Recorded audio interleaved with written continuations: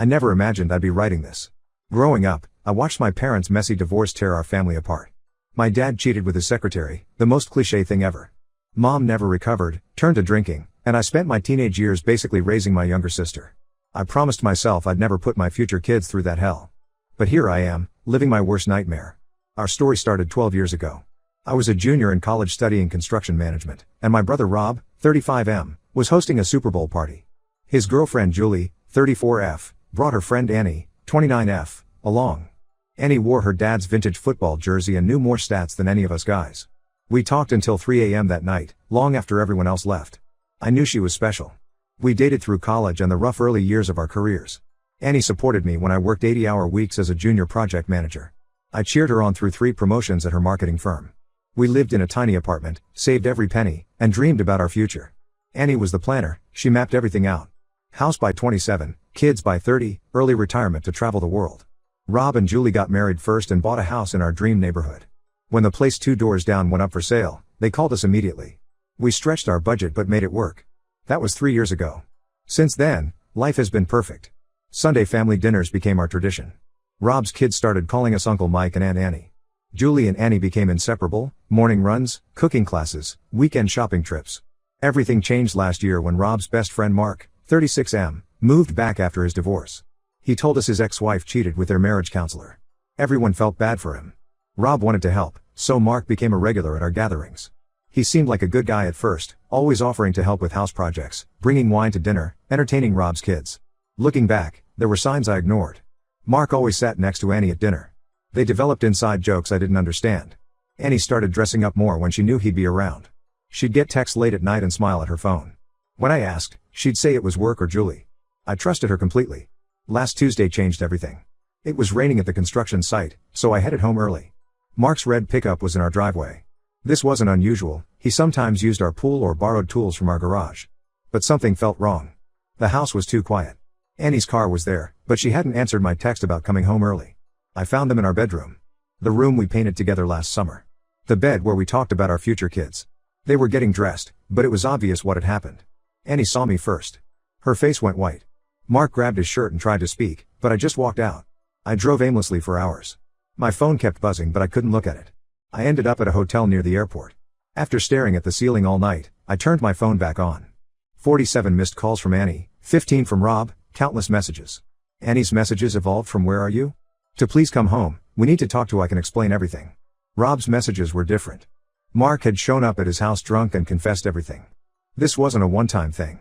They'd been meeting at our house for 4 months, whenever I was at work. Rob kicked Mark out and ended their 20-year friendship. I stayed at the hotel for 3 days. Julie brought me clean clothes and sat with me while I broke down. That's when I learned the full extent of Annie's betrayal. The affair started at Rob's birthday party in March. Mark had been pursuing Annie for months, random texts, convenient run-ins at stores, always offering help with any problem she mentioned. Annie used our family time to meet him. She'd arrive early to Sunday dinners, claiming she was helping Julie cook, but really meeting Mark in their garage. She manipulated Julie into covering for her multiple times, saying they were going shopping or to wine tastings when she was meeting Mark. Every room in our house now holds tainted memories. The kitchen where we danced while making dinner. The living room where we planned our future. The bedroom where I found them. It all feels poisoned. I can't go back. Update 1: The support from this community has been eye-opening. Every message helped me get through another day.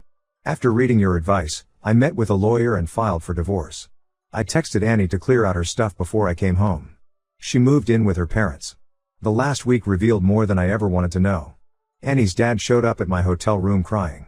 He raised Annie as a daddy's girl, she was class president, never missed curfew, graduated top of her class. He kept asking where they went wrong in raising her. I told him they didn't, Annie made her choices as an adult. He hugged me and said I'd always be his son, regardless of what happens. Rob's taking this harder than anyone. He introduced us, brought Mark into our lives. Julie found messages between Annie and Mark on their shared family plan going back to January. The texts revealed everything. Annie and Mark had been apartment hunting together. She planned to leave me after my company's big project finished next month, said it would be the right time since I'd be getting my annual bonus. Mark's story about his divorce was a lie. Rob discovered Mark had cheated on his ex-wife with multiple women, including their neighbor and his ex-wife's cousin. His ex didn't cheat with their counselor, Mark made that up to gain sympathy. The lies keep unraveling. Those late marketing meetings? Dates with Mark. Monthly girls' wine club? Never existed. The yoga classes she started last fall? She spent those hours at Mark's apartment. She even used our anniversary dinner reservation to take him out while I was at a work conference in Houston. My favorite restaurant, where all the staff knew us. They must have seen them together. Annie's brother Tom, 31M, brought me more proof yesterday. He found Annie's secret credit card statements. She spent over $15,000 on gifts for Mark, designer watches, weekend trips, even a down payment on a jet ski.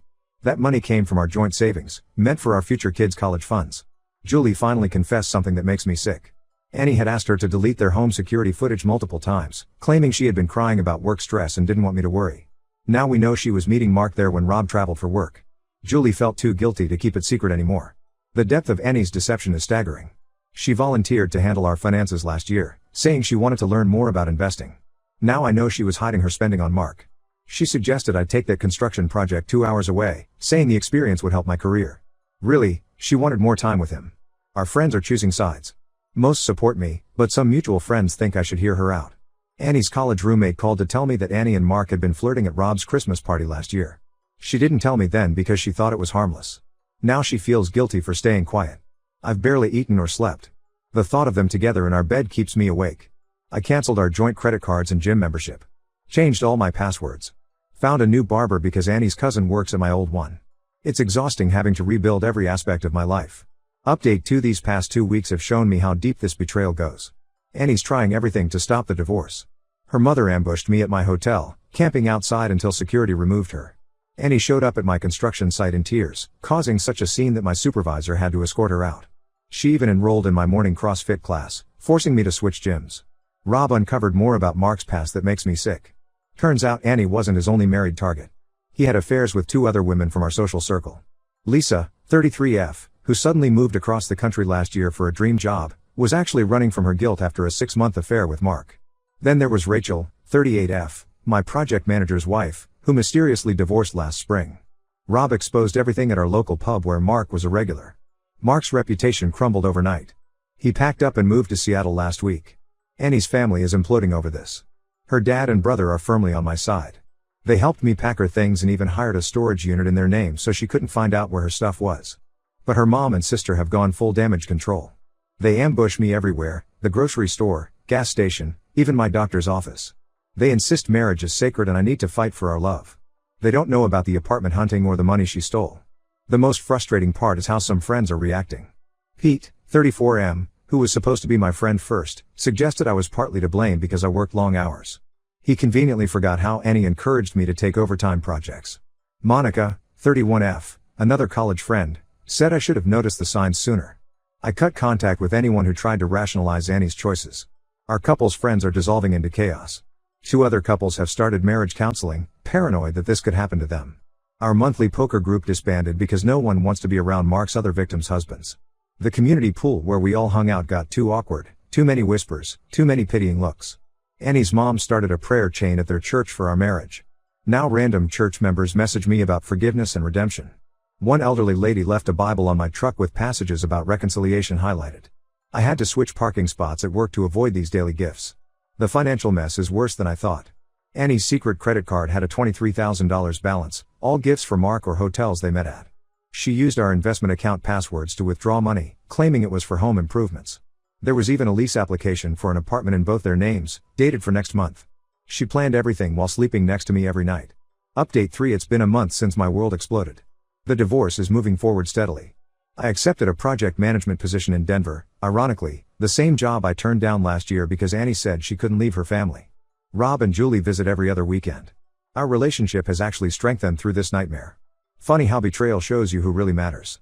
Annie's getting more desperate. She's created at least 15 new email addresses to contact me. Her messages range from suicidal threats to detailed plans of how we can rebuild trust. Last week she mailed a 30-page handwritten letter to my office, recounting every moment of our relationship and her supposed regrets. I returned it unopened. Her cousin tried to slip me a USB drive full of videos of Annie crying and apologizing. It went straight into the trash. Her dad's been a surprising source of support. He handled the house sale himself, met with realtors, managed paperwork, coordinated with movers. He made sure Annie stayed away during the whole process. The house sold above asking price. The money will be split in the divorce, but my lawyer's focusing on recovering the funds Annie spent on Mark. The community fallout continues. 3 couples from our friend group have separated, all citing trust issues after watching our marriage implode. Mark's other victims' stories keep surfacing. One of them, Rachel, reached out to apologize. She knew about Annie but stayed quiet out of shame. Mark had a whole system, targeting married women at community events, playing the divorced victim, slowly integrating himself into their lives. Rob discovered Mark never actually moved to Seattle. He's living with some woman in a nearby city, probably starting his cycle again. Rob wanted to warn her, but I told him to stay out of it. I'm done letting Mark affect my life in any way. Annie still shows up at random places. She got a job at a coffee shop near my new office, probably hoping to run into me. She joined my new gym but got kicked out for harassing me. She even tried befriending my new project coordinator, claiming to be an old family friend needing to deliver urgent news. The hardest part is watching the impact on Rob's kids. They used to ask about Aunt Annie every day. Now they're learning about betrayal way too young. Their school counselor called because they're struggling with trust issues. Another innocent casualty of Annie's selfishness. Yesterday, I finally packed away our wedding album. Found Annie's handwritten vows tucked inside, promises of eternal faithfulness, trust, and honesty. The same promises she broke while planning a future with my brother's best friend. The same promises she now swears she'll keep if I give her another chance. I'm rebuilding slowly. Joined a local hiking group, reconnected with college friends in Denver, started learning Spanish, something Annie always said was a waste of time. Some days are harder than others, but I'm no longer feeling lost. To everyone who supported me through this, thank you. Your stories and advice helped me stay strong when I wanted to give in. Special thanks to this community for showing me I'm not alone. Life isn't what I planned, but at least it's authentic now.